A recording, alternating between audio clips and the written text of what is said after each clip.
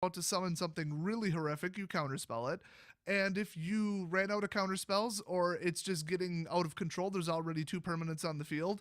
What's the point in countering the third one? You're still going to lose. You have a losing board state. Bounce everything back to hand.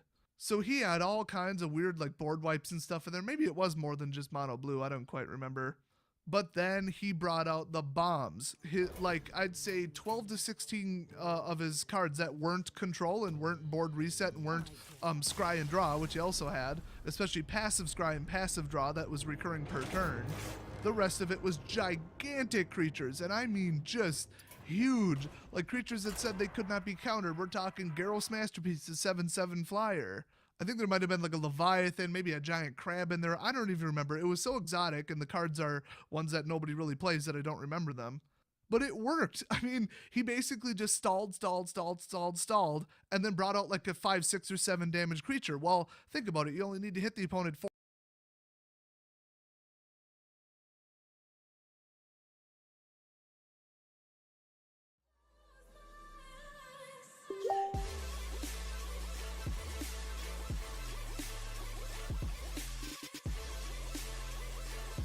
Hello everyone, it's your host Seth the Programmer. Today we are doing a video on Brawly. That's right. We are doing another video on Brawly. Now, somebody was out there like when I uploaded that other Brawly video I made. Some guy was like saying I was pushing like some Brawly agenda, even though that's like the first Brawly video I uploaded in like 2 years. So yeah, if you think I'm pushing some kind of agenda for uploading one Brawly video, you might want to check yourself a little bit. Maybe look at what I've uploaded over the years, because yeah, that's the first Brawly video I've uploaded in like 2 years, and I'm uploading this one because it was also requested by a friend of mine who wanted to know how strong would Brawly be as a Super Saiyan God. So also, keep in mind, this is hypothetical, alright? We're not saying Brawly's pure of heart and it's a fucking ritual or something. We're just saying one day Brawly just was a fucking god. How strong would Brawly be if he was just a god? What if Dragon Ball Heroes came out and said Brawly just shit out the god form? How strong would that make him? How strong would he be? Not saying that this is Dragon Ball Heroes, but clearly.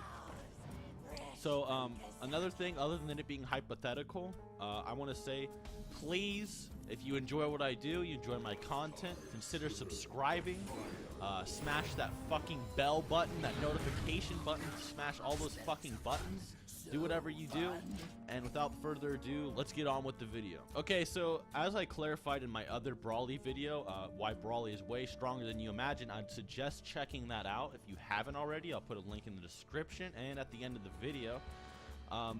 Brawly is not from the canon, well, the normal canon universe that you know, okay? He, like, timeline-wise, he takes place in, like, the Cell games, but because he's from the movies, he doesn't exactly scale the same way. A good example of this is you have, you know, Tree of Might. You know, you have, like, Saiyan Saga Goku going Kaioken times 10 with a power level of 30,000. Which doesn't make any sense when you compare it to either of the power levels given in the Saiyan or Namek sagas. It's not either of them. Or you could look at Fusion Reborn, where Super Saiyan 3 Goku screams so hard it shakes the entire afterlife, which is like as big as the universe. Whereas in the normal universe, he could like barely shake Earth by powering up. You know, it's shit like that. So the movies scale differently, and this is also iterated by Toriyama. Toriyama also said that the movies take place in a different dimension. They don't take place in the normal dimension. Toriyama is entirely an audience for them, so they do scale differently. Now, one thing we did also iterate in that video, and by the way, if you're not, you know, pleased with my explanation I give in this one, you can watch that one, I give a better one. But one thing we did iterate is that Brawly was attacking the South Galaxy and was going to destroy the entire universe over the course of his entire lifetime, which could be 100 years or so. So even attacking the South Galaxy is a multi-galaxy feat, because as we know, the South Galaxy is actually a quadrant, which would contain billions of universes. So and you know, 1/4 of the universe would at least be, you know, 25 billion galaxies lowballed, and to destroy, you know, the entire universe over your lifetime, like everyone's implying he would have, and as the narrator was stating and showing, he would have to destroy dozens of galaxies per second. Even if you said he never slept a single day in his life and he just had infinite energy reserves, he'd still have to destroy dozens of galaxies per second every single day of his life without stopping or sleeping. So yeah, he's at least galaxy level if you consider the fact that he was going to slaughter the South Galaxy. We've kind of clarified how strong Brawly is, right? He's at least, you know, low multi-galaxy, probably more higher-end multi-galaxy, because granted, we're lowballing him, right, by saying he's only dozens of times galaxy level, even though that's what he would have to do every second, okay? But if we're just saying he's like dozens of times galaxy level, even though that's what he can spam, then we can have to find the difference. What's the multiplier for Super Saiyan God? And then we'll stack it onto that destructive capacity we've given Brawly. So for Super Saiyan God, the easiest way to do this is just say that it stacks onto their Super Saiyan form, because, you know, Goku was a Super Saiyan when he went Super Saiyan God, and when the Super Saiyan God form started to wear off, he was still a Super Saiyan. So I'm assuming Super Saiyan God stacks onto Super Saiyan. Now the thing about Super Saiyan Goku when he became a god is that Super Saiyan Goku was capable of like one-shotting Perfect Cell, who's confirmed a solar system buster by numerous guides. So if you just lowball Goku and just say he's at least solar system level as a Super Saiyan, and then say he went to Universal as a god because, you know, Beerus and Goku just clashing their hands were capable of annihilating 3 universes to utter non-existence, which is, yes, Universal. Even if you say Beerus have the feat, it'd still be Universal. So even if you say that, that would be at least 10 sextillion times of a difference. In fact, it'd be like 500 sextillion if you go from base to god, but it'd be 10 sextillion. Yes, sextillion. But so yeah, 10 sextillion, because there's 100 billion solar systems in a galaxy, and there's at least 100 billion galaxies in a universe. There's actually more like a trillion galaxies as we know now, but in all my other calculations, I just lowball and say there's 100 billion galaxies. So if you do that, 100 billion squared equals 10 sextillion, which is a lowballed Super Saiyan God. And yes, that is a lowball. The reason 10 sextillion is actually a lowball is because the difference between a solar system and a universe is actually more like in the quadrodecillion range and not in the sextillion range. Because yes, there's like 100 billion squared, you know, solar system, you know, masses and galaxies, whatever the fuck. But you also need to recognize that there's massive spaces between each of them, so it's not just all of them clustered into one heap. There's also a bunch of spaces between them, so it's actually more in the quadrodecillion range. So yes, 10 sextillion is actually a lowballed multiplier for the god form. So yeah, from there, what you do is you just say that 10 sextillion, divide that by, you know, 100 billion galaxies, and you would get 100 billion times Universal for God Brawly. So Super Saiyan God Brawly would be at least 100 billion times Universal lowballing. That's pretty fucking insane. Like, I mean, I don't know where you guys would have that scaled, but to be honest, I mean, even if you highballed Goku and Vegeta and said that they were like even low multiversal, you said they were thousands of times universal because like their base form is God and they can stack all their Super Saiyan forms. Even if you said they're low multiversal like thousands of times, Brawly would be billions of times universal as a god.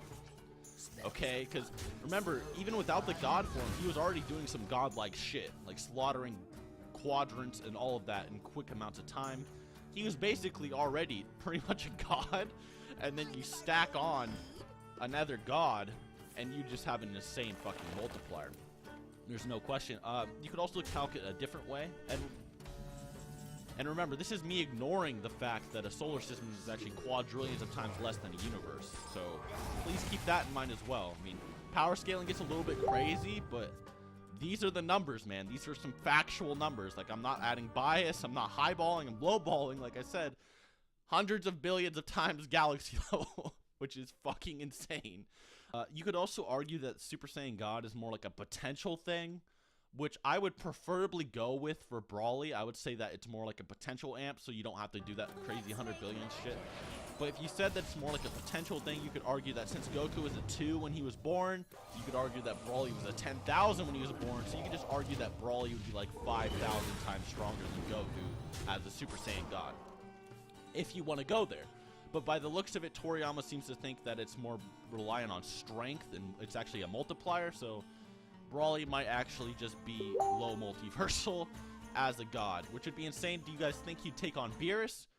Probably. I mean, if Goku and Vegeta are somewhat relative to Beerus, I think, you know, multiplying Goku and Vegeta by billions of times might put them on Beerus's level, but feel free to disagree with me. Other than that, yeah, Brawly is just an insane fucking powerhouse, especially as a god. Also, guys, like I said, if you're ever not pleased with an explanation I gave in this video, like you're like, wait a minute, I still have some questions about Galaxy level Brawly, you didn't really iterate enough, watch my other video. I'd rather not have two videos just put into one when I already explained it in another video. I don't want to repeat myself to my fans that already seen my content before, so I will link that Brawly video in the description if you want to know more about him being like a Galaxy Buster and all that kind of shit, so be sure to check that out.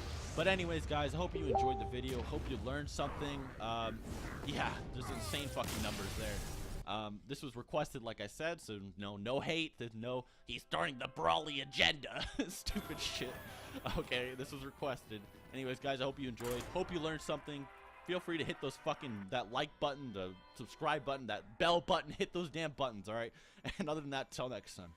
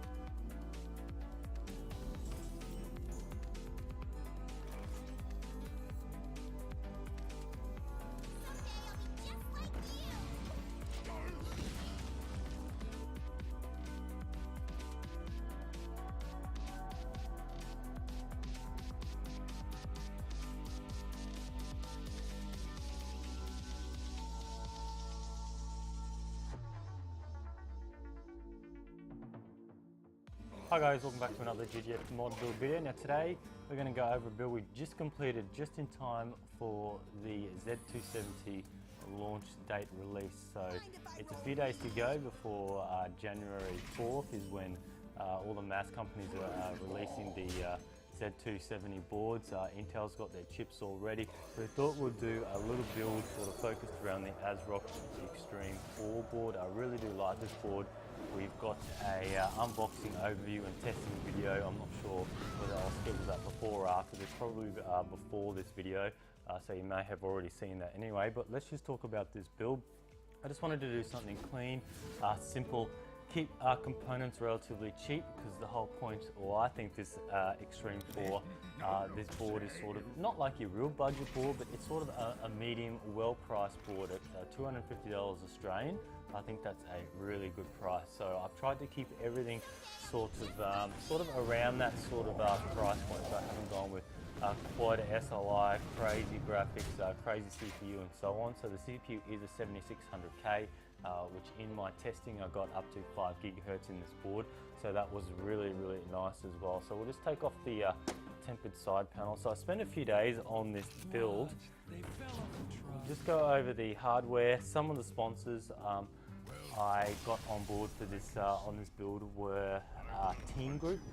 If you saw recently, I recently did a sort of a testing on their new Nighthawk RAM. I really love that RAM, so I had that on